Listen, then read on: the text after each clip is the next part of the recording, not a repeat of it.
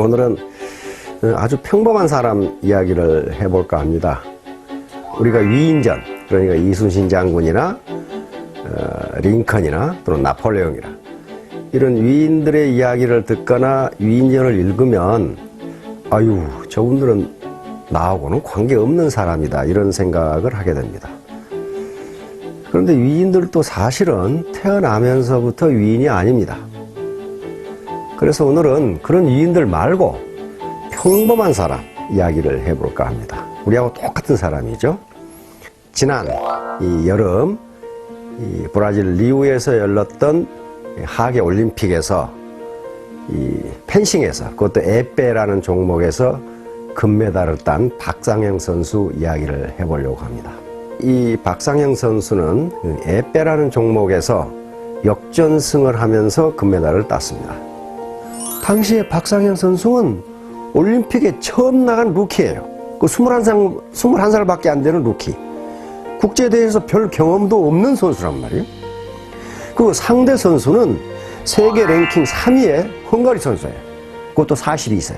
아주 백전노장이었고, 그러니까 세계 펜싱, 올림픽 펜싱 협회나 우리 한국 펜싱 협회에서도 도저히 불가능하다고 포기한 상태에서 15대 14로 역전이 일어난 거예요. 그러니까 이건 만약에 어떤 드라마 작가가 이걸 드라마로 썼다면 시청자들한테 되게 욕을 먹었을 것이라고 그렇게 이야기를 합니다. 말도 안 되는 구라를 풀었다. 에페에서는 그게 일어날 수가 없다는 거예요. 근데 그게 일어났어요.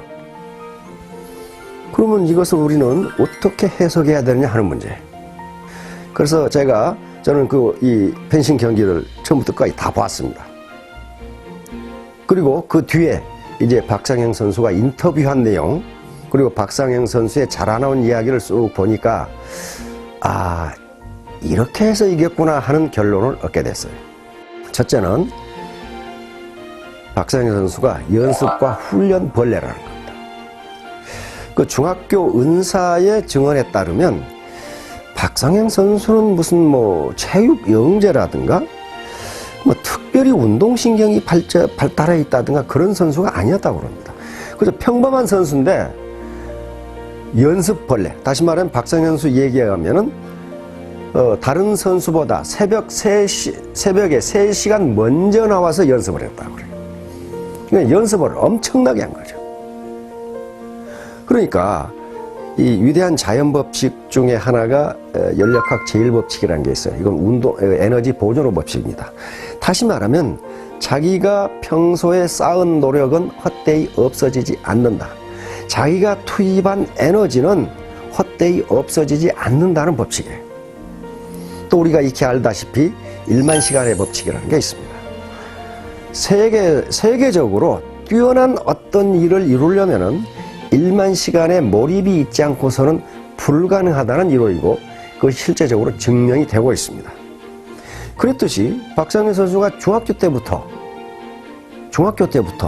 올림픽에 나갈 때까지 21살이 될 때까지 매일 하루에 다른 사람보다 3시간 많이 연습을 했다는 건 1만 시간의 법칙이 그대로 적용되는 겁니다.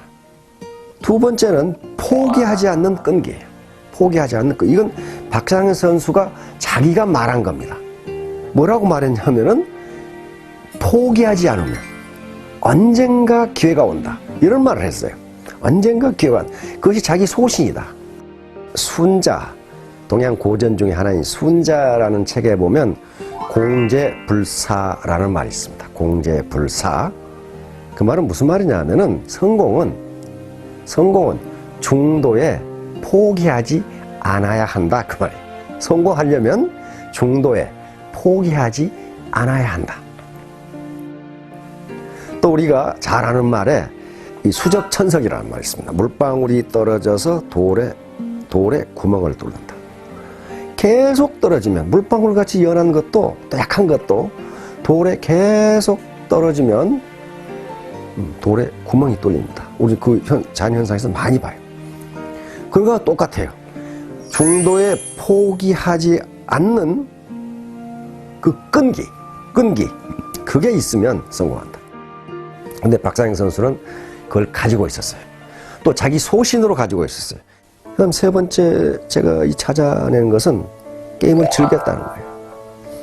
이건 기자의 질문에 나오더라고요. 기자가 이 게임에 임하기 전에 어떤 전략을 가지고 게임에 임했습니까?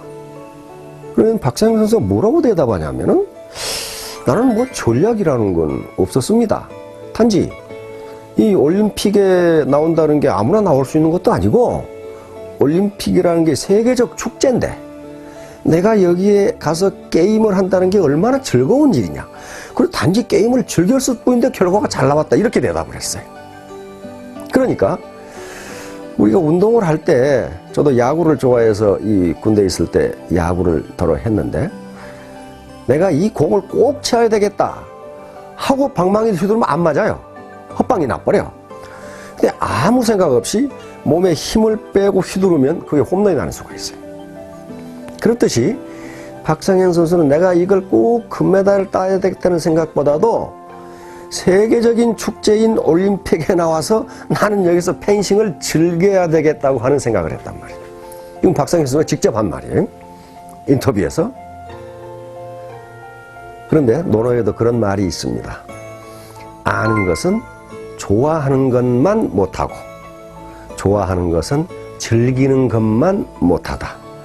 지지자 불여 호지자, 호지자 불여 낙지자, 이런 말이 있어요. 그러니까 애터미 사업에 대해서 안다고 해도 그것은 애터미 사업을 좋아하는 것만 못하고 애터미 사업을 좋아하는 정도에 그치지 않고 애터미 사업을 즐기게 되면은 반드시 성공하게 된다. 이게 세 번째 요인이에요. 제가 찾아낸 세 번째 요인입니다. 마지막으로 제가 또 찾아낸 것은 3라운드 중간에 잠깐 휴식 시간이 주어졌어요. 그때 점수가 10대 14야. 그러니까 헝가리 선수는 1점만 더 나면 동시타로 1점만 더 나버리면 지금 이기는 판국이에요. 앉아 쉬는데 관중 중에 한 사람이 할 수 있다고 고함을 질렀어요. 그러니까 박상현 선수가 그걸 잡아가지고 앉아가지고 할 수 있다, 할 수 있다 이렇게 마치 자기 최면 걸은 것처럼 그런 얘기를 하는 걸 봤단 말이에요. 박상영은 주문처럼 혼잣말을 되뇌었습니다. 그리고 번개 같은 찌르기로 대역전극을 이뤄냈습니다. 나중에 이게 이제 뉴스에 계속 나왔죠. 이게 바로 자기 암시라는 겁니다. 자기 암시. 할 수 있다는 긍정적 암시를 자기에게 집어넣는 거예요. 근데 정신분석학자들의 연구에 따르면 인간의 의식은 크게 두 가지로 나눈다고 합니다. 하나는 현재 의식. 현재 의식은 내가 지금 느끼고 알고 있는 의식이에요. 또 하나는 잠재 의식 또는 프로이트는 그것을 무의식이라고 했는데요. 이건 내가 지금 느끼지 못하고 있는데 내 의식 속에 잠재해 있는 거예요. 그런데 현재 의식은 우리 의식의 10%밖에 되지 않습니다. 마치 빙산하고 똑같아요. 바다에 떠 있는 빙산이 위에 보이는 것이 10%죠. 밑에 보이지 않는 것이 90%예요. 그와 똑같아서 현재 의식은 10%고 잠재 의식이 90%인데 현재 의식에 관계없이 인간의 행동, 그 의식은 잠재 의식의 명령에 따라서 움직인다고 합니다. 예를 들면 내가 애터미 원데이 세미나에 가야지. 현재 의식이 그렇게 생각해도 잠재 의식이 네가 거길 왜 가? 거기 다단계꾼들이 모이는 데야. 이런 식으로 잠재 의식이 자리를 잡으면 그 사람은 안 온다는 거예요. 그러니까 모든 인간의 행동은 잠재 의식의 이 명령에 따라서 움직인다는 거예요. 그러면 그 휴식 시간에 잠깐 했는데 잠재 의식이 발동됐느냐? 그렇지는 않아요. 내가 추측컨대 아마도 박상현 선수는 평소에 마인드 컨트롤 훈련을 했을 겁니다. 마인드 컨트롤 훈련을 했을 거예요. 나는 할 수 있다. 왜냐면 앞에 박상현 선수의 이 인터뷰를 보면은 굉장히 얘가 명랑하고 긍정적이에요. 그렇게 가난하고 이거 이 펜싱 도구도 제대로 주로 중고만 샀었지 신제품을 살 수 없을 정도로 집이 가난한데 굉장히 인터뷰 내용을 보면 긍정적이에요. 그렇다면 평소에 아마 마인드 컨트롤 한 것 같다. 그런데 바로 14대 10이라는 절체절명의 상태에서 그 마인드 컨트롤을 다시 나는 할 수 있다, 나는 할 수 있다 라고 하는 그 긍정적 메시지를 바로 잠재의식에 집어넣은 것 같아요. 근데 학자들이 연구 결과에 따르면 잠재의식이 긍정적으로 바뀌면 자기도 모르게 성공 메커니즘이 작동한다고 돼 있어요. 성공 메커니즘이 작동한다. 나중에 게임이 끝나고 나서 박상현 선수도 내가 어떻게 해서 이겼는지 모르겠다. 그렇게 얘기했고, 하다 져버린 헝가리의 그 세계 랭킹 3인 선수도 내가 왜 졌는지를 모르겠다. 그렇게 얘기했어요. 그리고 이 올림픽 펜싱 협회나 우리 한국 펜싱 협회에서도 도대체 이런 일이 어떻게 일어날 수 있는지 모르겠다. 그런 얘기를 했단 말이에요. 그러니까 박상현 선수가 이 리오 올림픽에서 더군다나 펜싱 앱에서 역전승을 할 수 있었던 것은 기적이라고 우리가 치부할 수도 있지만은 지금까지 박상현 선수가 쌓아왔던 에너지 불변의 법칙에 의해서 그 에너지가 순간적으로 폭발한 것이라고 해석할 수 있습니다. 무슨 나면서부터 로얄 마스터가 자질을 타고난 사람은 없다.